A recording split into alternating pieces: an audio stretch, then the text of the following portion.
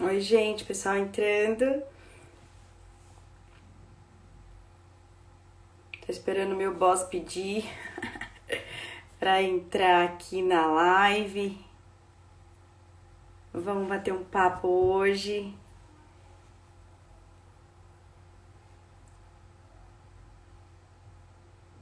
Vamos esperar ele fazer a solicitação.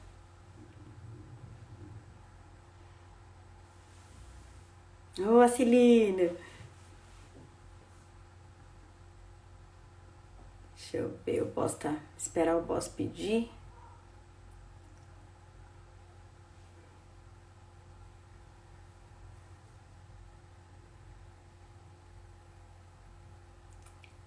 Tudo bem por aí?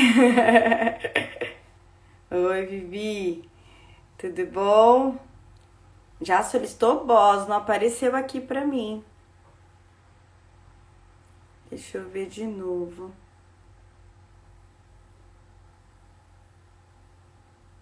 Não apareceu, boss.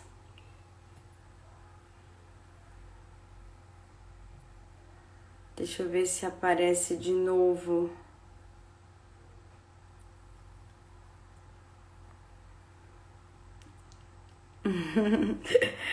Ei, a Celina. Ai, agora o boss entrou.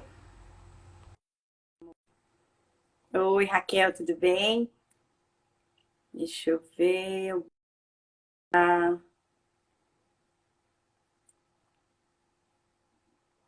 Tá conectando. Hoje vai ser bem bacana, gente. A proposta da gente é fazer um bate-papo em relação ao transtorno do espectro autista. Vamos aprender um pouco com o boss, né? Com o Dr. Rubens Weinstein. Para quem não me conhece, ele é meu chefinho querido da faculdade, meu professor, meu mestre. E ele é maravilhoso. Tudo que ele põe a mão, a gente fala que vira ouro. E ele vai contar, dividir um pouco, né, com a gente numa linguagem mais informal, num bate-papo sobre a questão do transtorno do espectro autista, né? E sobre. Oi, Márcia, tudo bem? E sobre epilepsia.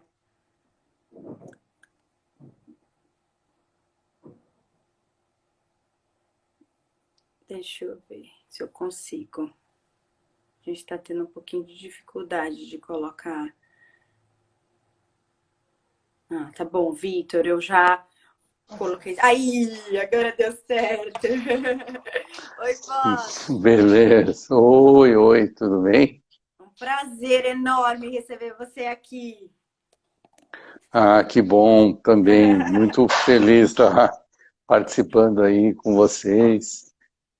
Muito bom. Esse grupo aí é bem diferenciado, né? Muito bom.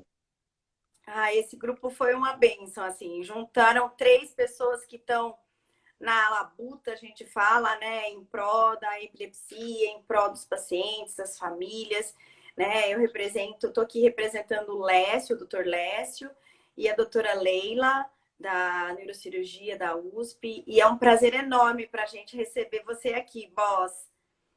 Eles Olha, que ficaram super bom, eu felizes quando eu também. falei, eu Fiquei muito feliz. consegui, que ele vai ter um tempinho pra gente.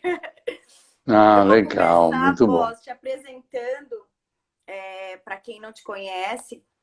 O Dr. Rubens Weinstein, ele é médico neurologista da infância e da adolescência, graduado pela USP, mestre pela Unifesp, doutor pela Faculdade de Medicina do ABC, coordenador dos ambulatórios de residência médica da neuropediatria da Faculdade de Medicina do ABC, da qual ele faz parte de toda a minha chefia, meu mestre para sempre.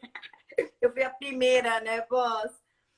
Membro do NEA, Ambulatórios em Neuroaprendizagem, coordenador do curso em Neuroaprendizagem. O boss foi diretor da SBNI, diretor médico da REMPMEDS Brasil, que acho é o cargo atual, autor do livro Dificuldades Escolares, um desafio superável, do qual eu fiz parte com um capítulo sobre epilepsia e aprendizagem, e médico na clínica RW em São Bernardo do Campo. Tem muito Perfeito. mais coisa, mas esse é o mini currículo dele. Ah, tudo bem. A Dani, que é especialista, também fez a especialização em epilepsia, né?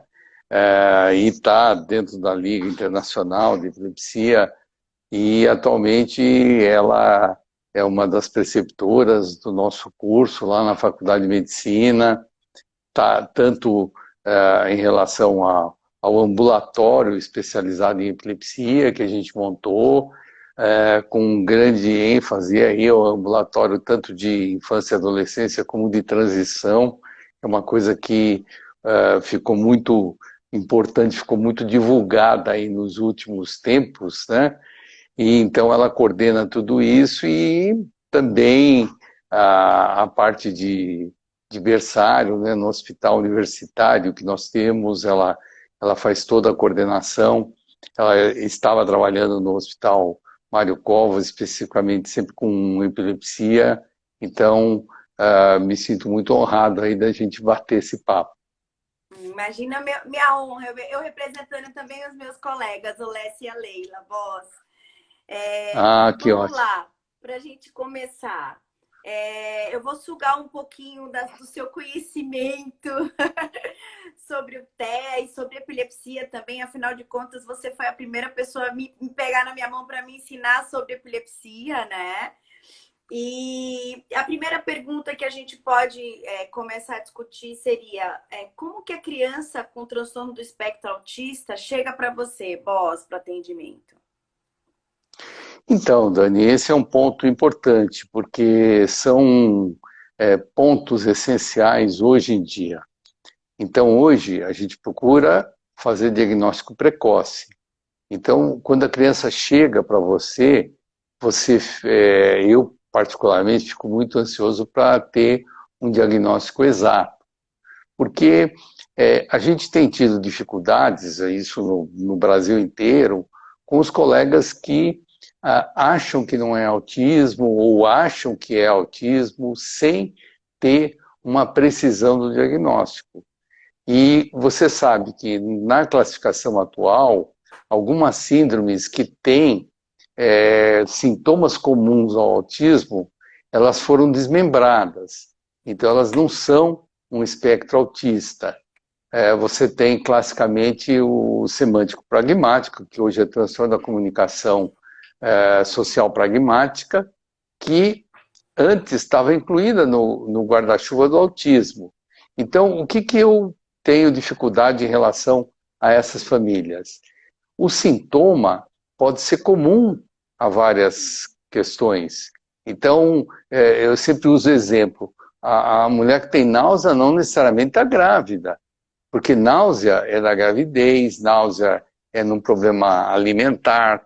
Então, na verdade, a gente tem que se ater a aqueles sintomas que são, que a gente fala, né, patognômicos, são clássicos do autismo. Porque aí você pode, né, assim, a criança balança a mão ao autista? Não, não necessariamente que ela está balançando a mão, ou porque ela não olhou direito para você no momento da consulta. Então isso tem que ficar muito bem estabelecido para que as pessoas não se precipitem e, de uma certa forma, também não demorem para fazer o diagnóstico, porque também tem o inverso, né? Alguns colegas, pediatras, sem saber, dizem, não, isso é assim mesmo, calma, tal. Por quê? O principal sintoma é o distúrbio de linguagem.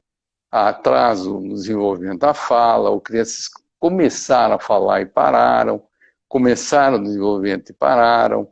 Então, muitas vezes isso é associado a porque mudou de casa, porque o cachorro morreu, porque alguma coisa. Então, assim, a atenção tem que ser 100% em relação ao que está sendo informado pela família. Perfeito, boss, perfeito. Você sabe que tem uma coisa que eu gosto bastante que os americanos têm, eu não sei se foram eles que inventaram isso, a gente até já teve a oportunidade de conversar, e que eu uso na minha prática clínica, eu queria ter sua opinião, porque quando as famílias vêm hoje com o Dr. Google, a gente brinca, né? Todo mundo entra lá e coloca sinais de autismo, sinais do transtorno do espectro autista, parece um monte de coisa, sem contexto, né? Sem uma vivência, e as pessoas chegam para a gente nos consultórios, nas clínicas, todo mundo apavorado. Ai, meu filho tem autista, ele é autista, porque eu acho que ele tem muitos sinais que eu vi na internet e tal. E quando eles são muito pequenos, porque a gente tem a preocupação em fazer um diagnóstico precoce, que eu vou perguntar isso também, qual que é a sua opinião, às vezes a gente não tem certeza, porque existem muitos diagnósticos diferenciais, que foi o que você colocou aí agora, né? Então, transtorno o não verbal, tem muita coisa que pode acontecer em relação a uma criança que tem um atraso de linguagem, né? E aí eu acho que o americano tem uma coisa bacana que me deixa confortável em fazer com as famílias. Ó, vou levantar um red flag, vou levantar uma bandeira vermelha. Eu acho que tem alguns sinais e sintomas, a gente pode voltar numa outra consulta, vamos fazer as terapias, porque às vezes eu como técnica me sinto, será que é mesmo? Porque você tem uma experiência com diagnósticos diferenciais aí bem importantes, né, Boss? Eu queria que você compartilhasse um pouco isso com a gente, da sua Essa questão experiência. é muito importante, até porque existe aí um problema, né, das crianças, na hora que você vai avaliar, o neurologista tem que lançar mão de as avaliações da equipe multidisciplinar ou interdisciplinar, porque tem vários colegas que tentam dar um diagnóstico dentro do consultório. Eu falo, olha, isso é um perigo, a pessoa sozinha, né? E eu tenho colegas que citam, né, do alto da minha experiência, eu falo, olha, do alto da sua experiência a queda é maior, porque se você está muito alto na experiência, o tombo vai ser maior. Então, assim, tenha cuidado e, veja bem, dentro de uma avaliação multi, ninguém é melhor que ninguém. Todas as pessoas estão no mesmo patamar, todas as pessoas têm a sua expertise em relação ao diagnóstico. Então, a primeira coisa que a gente fala, escalas de desenvolvimento. Eu tenho um exemplo importante dessa semana.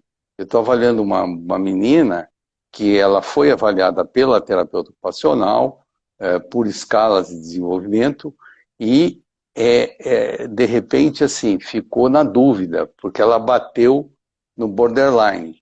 Bateu lá na CARS em 29, bom, 30 é autismo, 29 não é. Aí você vai olhar a escala, por exemplo, e ver onde que ela pontuou, aonde que ela tem uma pontuação maior, exatamente nos sintomas clássicos do autismo. Aí muda de figura, mesmo que ela não tenha pontuado, a própria terapeuta disse o seguinte, tem que tomar muito cuidado com esse caso, porque vai ter que ser reavaliado depois no processo de estimulação. Então, isso que você falou é uma coisa importantíssima, que as pessoas possam colocar, olha, talvez não dê totalmente para eu fechar o diagnóstico agora, mas eu vou falar em risco para autismo, em risco para alteração do desenvolvimento. E aí eu vou passar a trabalhar com uma criança de risco, onde ela tem que necessariamente ir para estimulação e para as terapias o mais precoce. Então aí, o que é perigoso? É perigoso algum colega falar, não, é assim mesmo, deixa. Por quê? Por que a gente está falando de diagnóstico precoce? Porque hoje você tem várias ações que você pode fazer precocemente com um resultado muito bom lá na frente. Quer dizer, todo neurologista tem que saber neuroplasticidade, todo membro da equipe multidisciplinar também saber que plasticidade cerebral, quanto mais cedo você estimular, quanto mais cedo você trabalhar, quanto mais cedo você tiver o diagnóstico, melhor vai ser para a evolução do caso. Com certeza, Bosa, adorei isso. Teve uma pergunta aqui que eu não me lembro, deixa eu até procurar quem falou, que eu acho que é pertinente. Professor Rubens, sempre que desconfia de TEA, o doutor solicita avaliação multi? Foi do núcleo terapêutico Integra. Tá. Eu sempre uso avaliação obviamente, além da neuro. Então, muitas vezes, a criança muito pequena, você não tem como aplicar um neuropsicológico numa criança muito pequena. Então, assim, a avaliação da fono é fundamental e a avaliação por escala de desenvolvimento. Quem aplica escalas de desenvolvimento? A TO, a fono, a psico. Então, na verdade, o que eu sempre pontuo para as famílias, eu preciso de alguém com expertise nas escalas, alguém que tenha conhecimento, alguém que tenha habilidade de aplicar a escala, porque a escala, ela precisa de um preparo. Então, assim, olha, ele está acompanhando com uma fono e a fono tem expertise, maravilhoso. Olha, tem a psicóloga lá da clínica que aplica as escalas. Então, obviamente, você não precisa de uma avaliação multi no primeiro momento, mas você precisa de pontos que são essenciais, que são prioridade. Então, eu sempre falo para os pacientes, né? Você tem lá uma observação em que você vai ter indicações de vários tratamentos. Você diz assim, olha, tem indicação de psicomotricidade, de psicoterapia, de fono, de isso. Você diz, bom, vamos estabelecer prioridades, até porque muitas vezes na agenda não cabe tudo isso. Então, o que é prioritário? Se eu tenho um distúrbio grande de linguagem, a fono vai ser prioridade. E a TO costuma ser uma das prioridades também, porque vai trabalhar muito com a parte de integração sensorial, de todas as AVDs, quer dizer, isso aí é extremamente importante. Então, estabelecer prioridade tanto na avaliação, quanto na condução nas terapias que a criança vai fazer. A Rosângela colocou uma coisa aqui que eu acho que é importante a gente discutir, viu, Rosângela? Ela é Rosângela T63. Infelizmente, as síndromes neurológicas hoje é raro e muito triste médicos com especialidades e não conseguirem fazer diagnósticos precoces. Eu acho, Rosângela, isso tão importante que você está falando. A gente vive hoje, não sei se o Boss concorda, numa sociedade que quer tudo para ontem, né? E quando se vai fazer um diagnóstico de uma criança pequena, que a gente sabe que precisa ser precoce, por conta da neuroplasticidade, por conta da intervenção precoce, realmente a gente quer fazer o mais rápido possível. Para isso, a gente precisa ter certeza. Mas, ao mesmo tempo, o que a gente precisa é aprender a trabalhar em equipe. Quando você tem um olhar, a chance de erro é muito maior. Quando você tem dois, né? Isso envolve a agenda que o Boss falou, envolve também a questão de custo, porque tem muitas famílias que não têm condição de fazer uma avaliação multidisciplinar.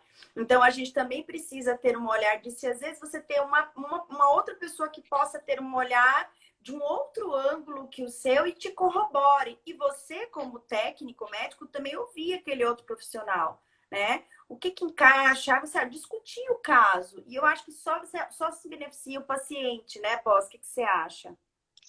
Não, eu concordo plenamente. Até porque, com certeza você e todos os residentes já ouviram falar.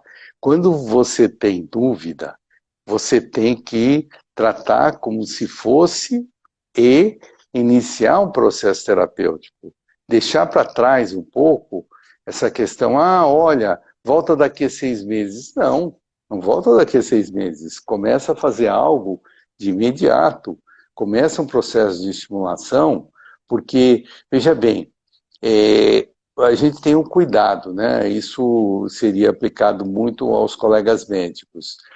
Às vezes, o colega médico diz assim, não, isso é normal. Veja bem, normal é se não tiver nenhum atraso no desenvolvimento. Aí você diz assim, uma criança neurotípica, né? Se ela tem algum atraso, você pode até dizer, olha, ela tem um atraso pequeno, mas nós vamos trabalhar isso. Não fecha um diagnóstico, por exemplo, para autismo, ok. Agora, não usar a palavra normal, porque normal é algo que você vai incorrer num relaxamento de todo o processo de estimulação, de todo o processo de busca, de pesquisa. Então, quando você diz assim, a criança tem um risco, ela tem sintomas, eu vou trabalhar com isso. Mas e o diagnóstico? Olha, pode ser que nesse momento eu não consiga fechar, mas eu vou ter que trabalhar nisso. Porque se ela tem um atraso motor, se ela tem um atraso de linguagem, se ela tem um atraso para controlar esfíncter, o normal, o termo normal é conceito de maioria. A maioria tem isso? Não. Então, não que ela tenha uma patologia envolvida, mas ela não está dentro, ela não está normal naquele momento. Ela vai ficar normal. Então, para isso, é o que eu falo, né? Os colegas não podem, os colegas médicos, tentarem resolver entre quatro paredes só eles, sozinhos. Não podem. Eles têm que lançar a mão das avaliações multi, sempre que tiver dúvida, sempre que surgir. E uma coisa importante que, essa tenho certeza que você já ouviu falar, confiar principalmente na mãe. Se a mãe está falando para você que tem alguma coisa, tem alguma coisa. Tá certo? A gente fala da mãe, eventualmente os pais... Não, eventualmente os pais também colocam isso. Mas se ela que está o tempo todo com a criança está falando, você tem que ampliar, botar lá um aparelho de audição para ampliar a fala e falar, opa, a mãe está falando. A mãe falar isso já é um red flag, né, boss? Poxa, com certeza. Então isso é uma coisa muito importante que a gente saiba escutar. Boss, eu vou puxar aqui uma pergunta que eu acho que é importante. Existem as questões genéticas, né, que todo mundo discute bastante em relação ao TEA, ao transtorno do espectro autista.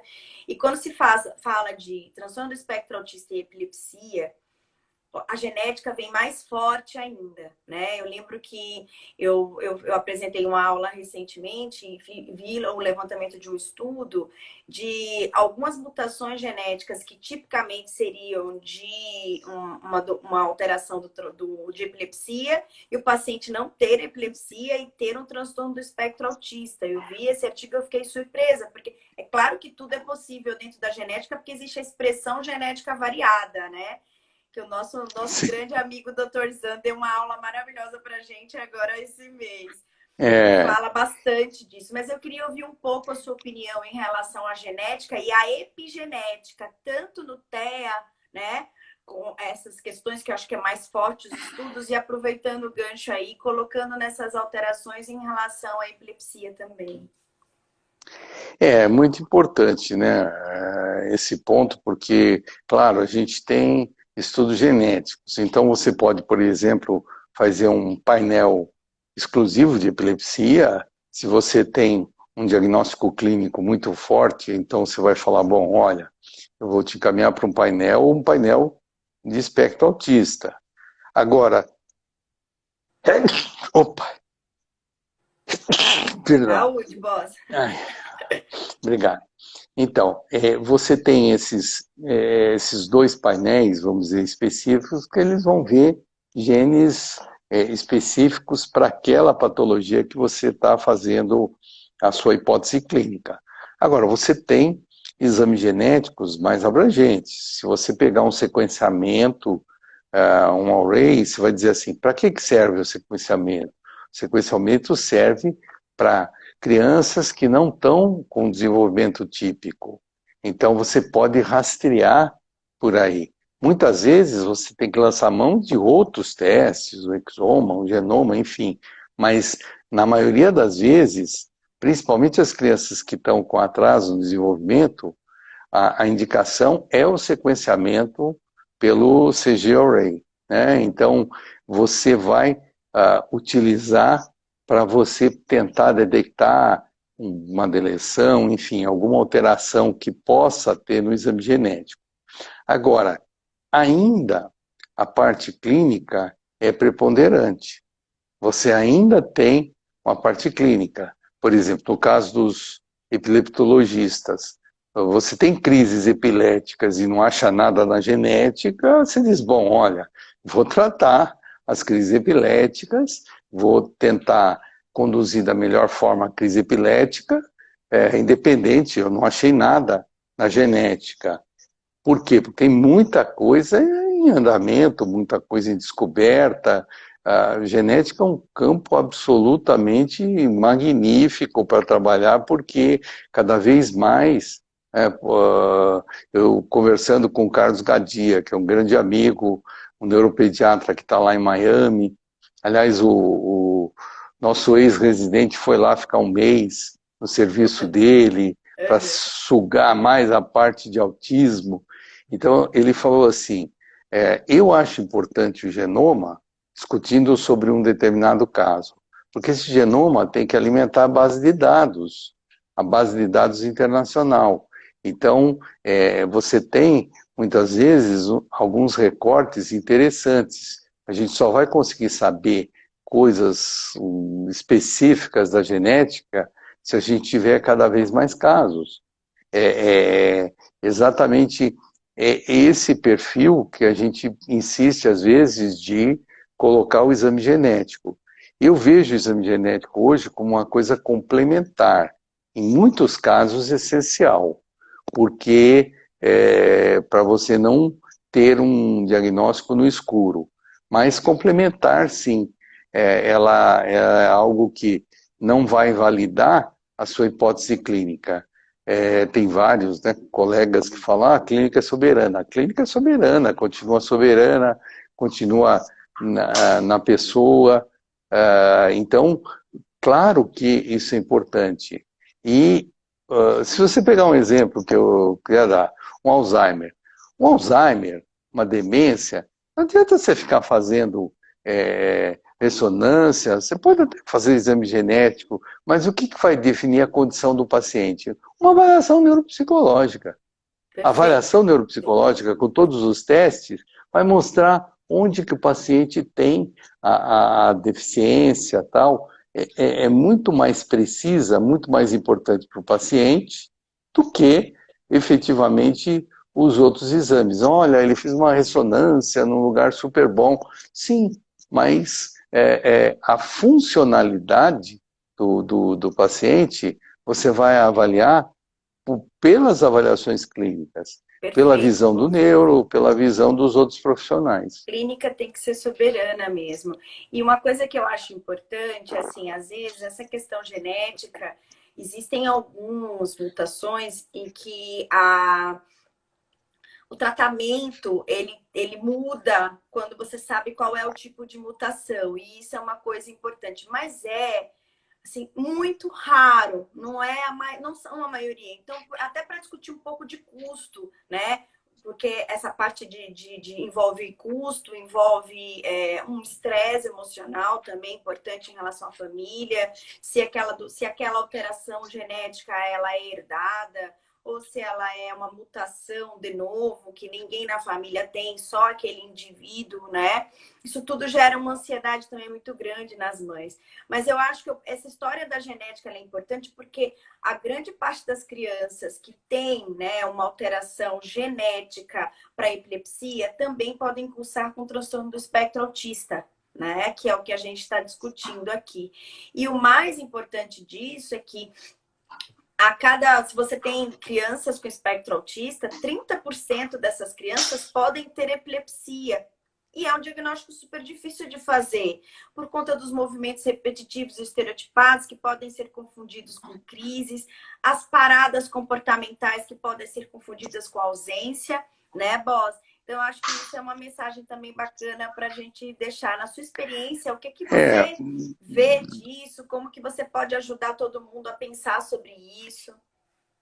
Olha, você citou um fator importante, porque tudo que você vai aprendendo, você vai coletando, você vai alimentando o banco de dados, você vai ter várias possibilidades de prevenção.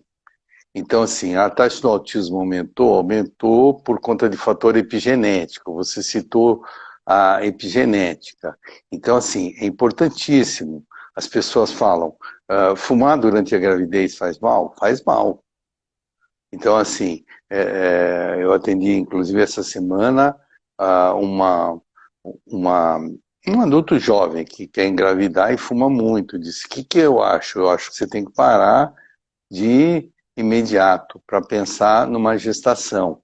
Você não deve usar nenhum tipo de substância, você não deve usar álcool, álcool é zero na gestação, você conhece muito bem síndrome fetal alcoólica, e aí você tem, por exemplo, o controle pré-natal, porque um dos fatores genéticos, epigenéticos, né, importantes, tanto em uma questão quanto na outra, é prematuridade, baixo peso, crianças que vão, você vai ter uma gestação que você precisa conduzir adequadamente. A pesquisa da Brasgo, Associação Brasileira de Ginecologia, ela aponta que mais ou menos 50% das mulheres não sabem que estavam grávidas. Então, assim, se você passar isso para a população, você tem metade das pessoas que não sabem que estavam grávidas. Então, nesse período, elas foram expostas a vários riscos sem saber que estavam grávidas. E aí, você diz assim, bom, ok, você não sabia, agora você sabe, então vamos conduzir adequadamente. Então, aquela gestação tem que necessariamente pensar no bebê, pensar em não ter, obviamente, nenhuma intercorrência para acelerar o parto, para ter um parto prematuro, para ter uma criança de baixo peso. Tudo isso são fatores que vão influenciar. E a outra coisa, sem dúvida, que é muito discutida, é a alimentação. A alimentação, ela precisa melhorar como um todo. A gente vê países que usam muitos produtos enlatados, industrializados, com corante, com conservante, o quanto que isso pode ser prejudicial. Além, óbvio, do clima, dos fatores climáticos, poluição, tudo isso tem. Você vê que agora com a pandemia, a gente viu um avanço maravilhoso em termos de poluição, praias que voltaram os animais, a poluição do ar que baixou, só que isso deveria ser uma constante, independente da pandemia. Mas, né, a gente fala que todos esses fatores, eles têm que ser pesados e têm que ser orientados, as pessoas têm que orientar isso, né, a utilização, por exemplo, numa gestante epilética, não é qualquer remédio que ela vai utilizar, então ela precisa lá ter uma base, ter uma informação correta, se ela toma mais de uma droga antiepilética, ela vai ter que ter um cuidado especial. Então, isso faz parte de informação. Nossa, isso é fundamental. A última live que nós tivemos aqui no Doutor Epilepsia foi exatamente sobre isso, Boss, sobre essa questão da mulher, né, da anticoncepcional, da questão da gestação, do fármaco antiepilético que ela está usando, e assim, que tudo tem que ser muito bem planejado, que eu acho que o grande segredo é isso, né? Eu acho que essa surpresa de que estava grávida, não sabia, já estava com 3, 4 meses. O ideal é todo mundo tentar se programar, né? E assim, mas nem todo mundo consegue.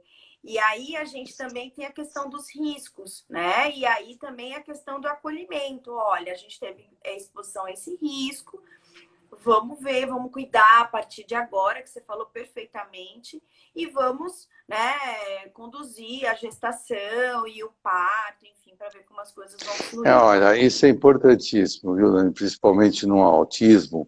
Você tem uma coisa, o seguinte, olha, eu não sabia, tal. Viramos a página. Sabe o que é? Quando ele era pequeno, a gente deixava muito na frente da TV e tal.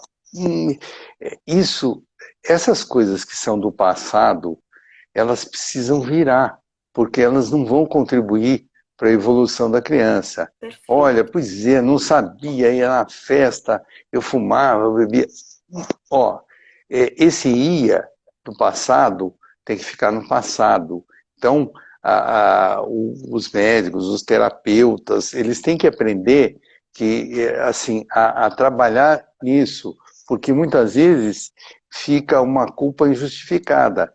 Você vê antigamente era muito comum, né? A criança começava a ter crise epilética, dizia, porque na gravidez eu tomei um susto com o cachorro. Não, não foi isso. Então, assim, a informação tem que ser correta, precisa, e não pode ficar ampliando essa culpa da mãe, do pai, ou da família, do familiar. Não deve ser ampliado isso, porque isso não contribui com nada. Nossa, você falou perfeito. A clínica ABCW colocou assim, ó, mãe e pai sabem. Se eles apontam, precisamos ouvir. E quando os pais negam os sinais, precisamos, com afeto, apontar a eles a importância de não negligenciar estes sinais e cuidar. Acho isso fundamental, que vai de encontro exatamente à questão da culpa, né? Quando a gente vira mãe, a gente já nasce uma culpada na vida. Eu falo, né? Então, e aí você tem uma criança que você tem uma suspeita de um atraso do desenvolvimento, uma criança que tem uma epilepsia, uma criança que às vezes tem as duas coisas juntas, epilepsia e um transtorno do espectro autista, né? Então eu acho que o papel da gente, né? E eu tive um melhor mestre, eu acredito, que me moldou para isso, que é você acolher, que é você, olha, não tem culpa agora, nós vamos cuidar, vamos fazer da agora para frente. E isso é muito importante porque, na minha opinião, quando você trabalha a mãe, quando você trabalha a família, o cuidador, o êxito de cuidado, de qualidade de vida daquela criança, que é o objetivo do tratamento, é assim, estonteante, né, Boss? Eu acho que isso é Com fundamental. certeza. Eu acho que essa colocação é muito importante porque o seguinte, quando eu falo afeto, e é outra coisa que eu sempre falei para os residentes, quando você for atender, troca de lugar com os pais. Pense que aquele é o seu filho, a sua filha, é o seu parente. Troque de lugar para você entender e você fazer uma pergunta. Como é que eu gostaria de ser orientado? Como é que eu gostaria de ser tratado? Exatamente dessa forma, porque existe aí um sofrimento, e, às vezes até que não justifica nenhum tipo de doença, mas existe um sofrimento da família por conta dessas questões. Então, você tem que trabalhar isso com afetividade, você tem que trabalhar isso de uma maneira que você possa contribuir para essas famílias. E, muitas vezes, você vê famílias, mães, pais, extremamente magoados com profissionais que não acolheram, que não simplesmente jogaram um diagnóstico na mão, disse, isso é assim mesmo. Então, isso aí é importante para o próprio desenvolvimento do caso, para a própria evolução do caso. A gente sabe que, por exemplo, uma criança com autismo, ela vai depender de uma estimulação específica dos terapeutas, mas ela vai depender muito de uma estimulação dentro da casa dela, com a mãe, com o pai, com o cuidador, enfim. Então, precisa ter esse acolhimento para isso dar certo, porque senão, se você ficar naquela posição, né, superior, diz, não, isso aí, você cuida assim, assado ou tal, ou fazer qualquer tipo de orientação, você vai gerar angústia, você vai gerar ansiedade em todos os familiares. Olha, a Karina já emendou aqui da escola. E a escola também precisa acolher e ouvir a família, que é um sofrimento também. E você sabe que essa história da escola é uma coisa que dá para outro dia, após a gente marcar uma live, eu, você e a Lê, só para falar sobre isso de EPI. Porque, Itéia, porque assim, na verdade, eu acho que a sociedade precisa ter um outro olhar, né? Eu acho que a sociedade tem muito um olhar de resultado. Assim, qual é a nota que Exato. a criança tem? Gente, é um processo, a aprendizagem é um processo, desenvolvimento é um processo, isso para qualquer criança. E quando você tem uma criança que tem epilepsia e que também tem o transtorno do espectro autista, mais um motivo para você valorizar o processo. O resultado, ele vai vir, né? Ele vai vir no tempo dele, ele vai vir. E claro, de acordo com a capacidade, com a etiologia, a causa da epilepsia também interfere bastante. Mas eu acho que o fundamental é a gente, como sociedade, modificar esse conceito de que, não, qual é o Olha, resultado, né? O que você acha, Boss? Dani, você está levando uma questão muito importante, porque na escola, eu acho que até, claro, os dois pilares aí, eles vão ter dificuldade, o espectro autista. Agora, imagina uma criança que tem uma crise epilética dentro da escola. Isso é algo que, às vezes, eu recebo crianças que estão extremamente angustiadas, porque eu tenho um menino que é muito legal, né, o Lucas, que ele falou o seguinte, que ele estava na praia e que ele chegou e disse assim, doutor, estou muito triste com a minha epilepsia. Eu falei, por quê, Lucas? Porque ela não me avisou, ela sempre me avisa que eu vou ter crise, então ele se protegia. E ele estava na praia, foi jogar um futebolzinho lá na areia, e a epilepsia dele não avisou dessa vez, né? Quer dizer, na verdade, ele teria todos os pródromos, né, da epilepsia, e aí ele falou, a mãe disse assim, nossa, ele ficou muito chateado, porque ele teve uma crise, foi socorrido lá pelo pessoal que estava na areia. Então, numa escola, isso é um problema importante. Nossa. Agora, as crianças que têm um atraso, as crianças que têm alguma dificuldade, eu acho que é mais importante ainda. Por isso que você tem que orientar muito as escolas, os professores, para aquilo possa ser trabalhado, né? Para que realmente possa acontecer esse acolhimento, tanto na escola quanto no dia a dia, né? Você sabe, Boss, que eu vou puxar agora para um assunto, principalmente para as crianças que têm epilepsia e que têm transtorno do espectro autista, né? Então, eu vou puxar um pouco a sardinha para o seu lado. Eu não tenho muita experiência quanto você, obviamente, mas qual é a sua visão em relação ao canabidiol para o tratamento das duas crianças, né? Para discutir um pouco que tipo de tratamento poderia ser usado nas duas patologias em uma criança só. A criança que tem epilepsia e a criança que tem transtorno do espectro autista. O importante aí, porque dentro da epilepsia você tem várias drogas antiepiléticas que ajudariam, por exemplo, no autismo. Você sabe que a gente tem classicamente aí carbamazepina, oxcarbamazepina, valproato, que são excelentes estabilizadores de humor, o pessoal da psiquiatria usa muito. Topiramato também, um pouquinho, enfim, né? Você tem várias drogas que podem ser utilizadas para a questão até comportamental. E você tem, obviamente, estatística de 64% das crianças com espectro autismo começaram tratamento com risperidona. Então, assim, risperidona. Se você pegar o artigo do grupo da psiquiatria, eles insistem na questão da fluoxetina, ou eventualmente do citalopram, que são medicações que vão aumentar a serotonina. Por quê? Porque existe lá sempre aquela história que o autista teria a baixa da serotonina. Muito bem. Então, essas medicações sempre foram utilizadas e continuam muito utilizadas. Então, isso até é importante para os colegas que estão iniciando, né, a medicação. Agora, se você, por exemplo, fala de canabidiol, onde é que começa o canabidiol? O canabidiol começa na síndrome de Dravet. Ele começa na epilepsia, ele começa, depois ele vai ampliando para o Lennox-Gastaut. No Brasil não foi diferente, apesar que você teria estudos bem anteriores em relação à ansiedade e depressão, mas você começa 2014 com autorização para epilepsia. Aí, em agosto de 2015, sai a outra portaria que vai autorizar o canabidiol para as outras patologias. Hoje, se você pegar estatisticamente na própria Anvisa, o número de autorizações para o uso do canabidiol continua assim. disparado, a principal indicação é epilepsia.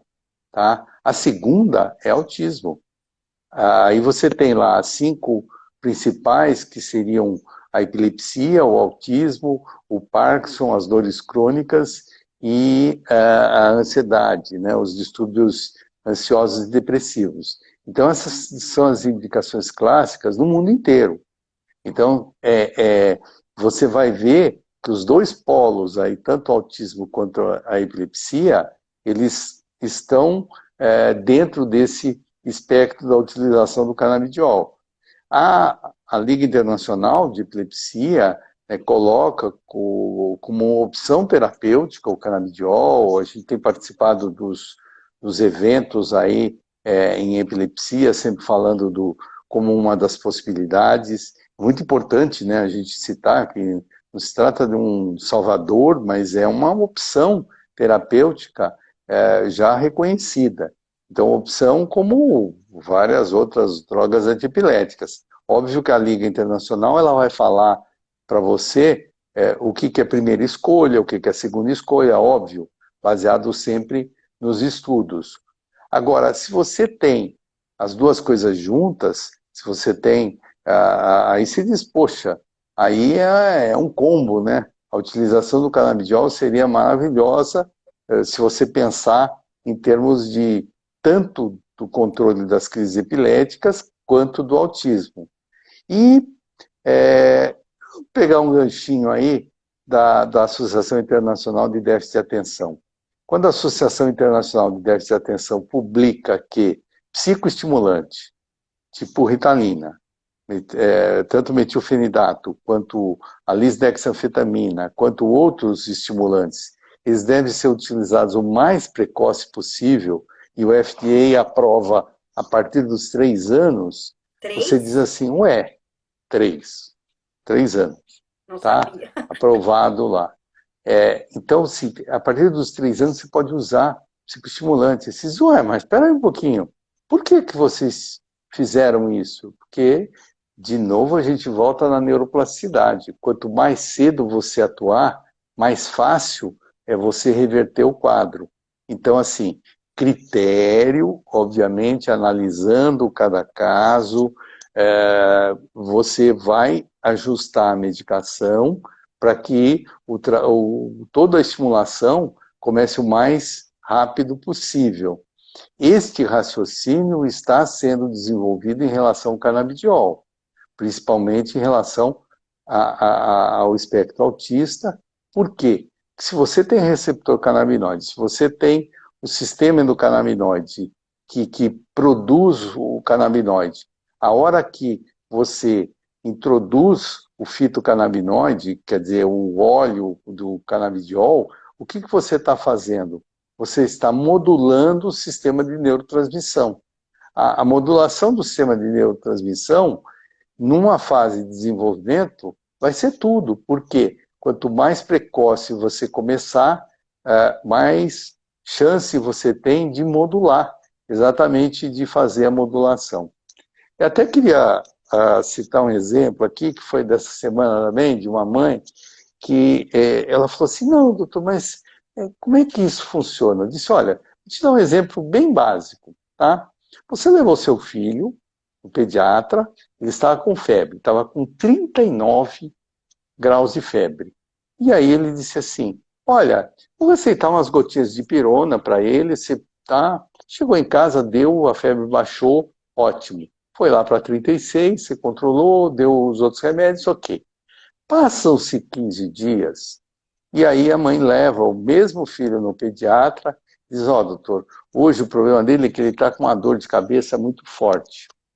Aí o pediatra mede a febre, 36. Ele não está com febre. Diz, olha, aproveita que você comprou as dipironas e dá as gotinhas para ele de dipirona. A mãe pergunta, mas espera aí um pouquinho. Mas se hoje ele está com 36, a hora que eu der dipirona não vai para 33? Não vai cair a febre?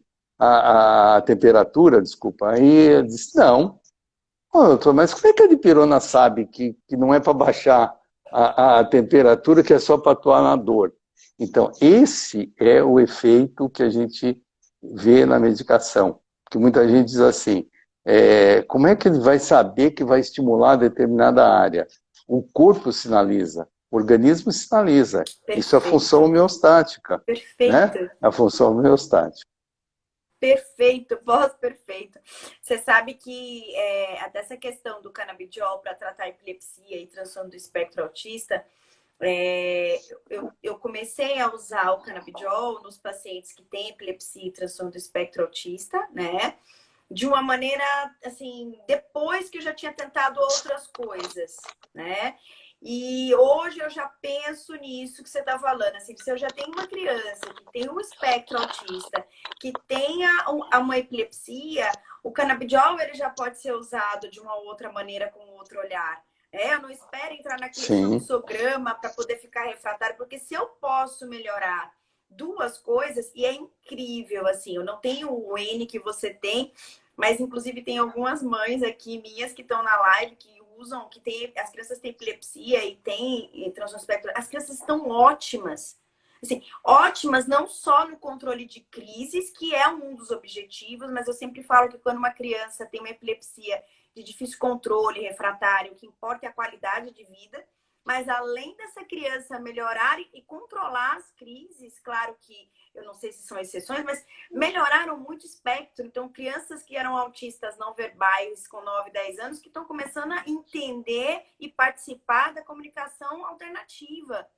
Isso é maravilhoso, a postura deles, a parte corporal, o controle corporal é impressionante. A inquietude, parece que faz assim, ó, e eles despertam. Eu tô é, impressionada. essa questão é que a gente não poderia contar essa história ao vivo, mas assim, acho que a gente até pode agora. Na verdade, eu comecei a tratar uma síndrome de Dravet até antes da autorização da Anvisa, porque eu estudava canabidiol, eu já sabia todo o estudo do canabidiol. A mãe, que até era uma pessoa que conhecia, que eu já tratava o menino já há um tempo, me procurou e disse: doutor, estão usando canabidiol tal para síndrome de Dravet. Eu disse assim: eu estou sabendo, estou lendo os artigos tal. E foi uma história interessante, porque ela disse: mas eu quero começar a usar. Falei: bom, aqui no Brasil não tem autorização ainda, né? Então, se você quiser, você traga de um país que tem autorização e eu vou prescrever para você nesse sentido. Tá? E foi interessante porque, como ela estava morando fora, ela podia usar, ela tinha autorização, que estava a divisão entre pai e mãe, ela trouxe e eu prescrevi. Passado um tempo, sai o habeas corpus lá de Brasília para aquela primeira criança. E eu automaticamente entrei, a gente tinha que fazer um cadastro, né, na Anvisa para poder usar, eu entrei com o cadastro. E aí comecei a utilizar no que estava sendo o foco, que era o Dravet, a síndrome de Dravet. Uhum. E o que aconteceu? As crises melhoraram depois com o etilipentol. Elas não melhoraram tanto com o canabidiol. Mas a questão comportamental, a mãe disse: olha, é uma outra criança, apesar de ter ainda as crises, né, estavam mais espaçadas, mais tranquilas. Hoje, né, o etilipentol uma grande opção terapêutica para o Dravet. Sim. Você tem a questão, por exemplo, comportamental do dia a dia, e isso muda muito com o canabidiol. Então ela disse assim: olha, eu vou manter, ele mantém até hoje o tratamento com canabidiol por conta exatamente do dia a dia, das alterações do humor, da questão comportamental. Nossa, maravilhoso, boss. Tem uma mãezinha que colocou aqui, deixa só para ela não ficar angustiada, assim, é Comparini Gabriela. Ela coloca assim: meu filho tem 2 anos, ele tem epilepsia, porém não fala e é muito hiperativo. Pode ser autismo? Ele tem vários picos de nervosismo. Eu vou falar duas coisas que eu acho que é importante. Gabriela tem uma coisa que a gente chama de encefalopatia epilética. A criança que tem muita crise, ela tem um processo que a gente chama como se fosse inflamatório no cérebro e ela passa a ter uma alteração do desenvolvimento. Então, ter 2 anos e não falar é uma alteração no desenvolvimento, que pode ser por conta só da epilepsia. Ser muito inquieto, agitado, ter uma baixa compreensão também, né? Acho que a questão dos picos de nervosismo tem a ver com intolerância à frustração e, às vezes, por não compreender muito bem as coisas que estão acontecendo naquele momento, né?